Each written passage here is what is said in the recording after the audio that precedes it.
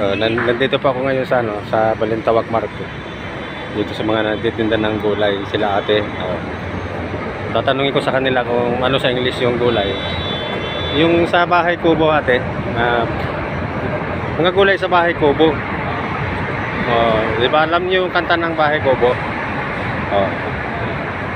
Ano sa English yung singkamas? Hindi ko nga alam. Napaisip. Singkamas.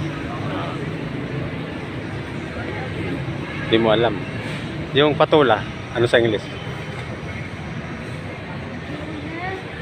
Patula, easy lang yun. Alam sa'yo, wala akong alam sa English. Sa Bahay Kubo yun mga patula.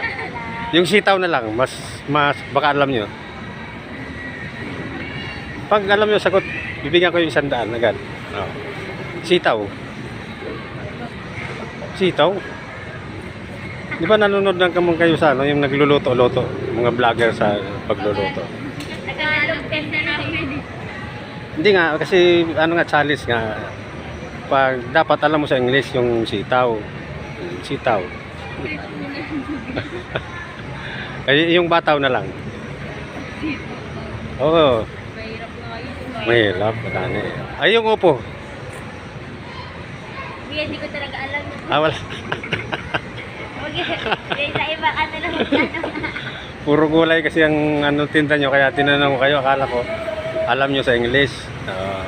Yung patula sa English, sponge gourd. Sponge gourd. Oo. Yung opo, battle gourd. Battle gourd, yung opo. Oo. Yung sitaw, string bean sa English. Tandaan nyo kasi baka pumunta ulit ako dito.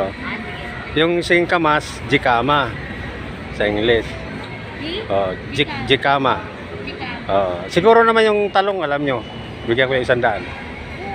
Ano yung yun, bigyan ko yung 100. Kasi talong yung binili ko sa inyo kaya alam nyo siguro. Bibigyan ko kayo 100. Ano pang alam nyo na sa Bahay Kubo na gulay sa English? Ano yung pinakadulo sa kanta ng Bahay Kubo na gulay? Yung pinakadulo sa kanta ng Bahay Kubo. Di ba? Bahay Kubo kahit munti, ang halaman doon ay sari-sari. Ang pinakadulo nun, anong gulay yon? Hindi. Sitaw, bataw, patani. May kundol, patula pa yan Yung pinakadulo. Hindi alam. Sige, babalik ulit ako dito. Ang pinakadulo nun, linga. Linga. Linga.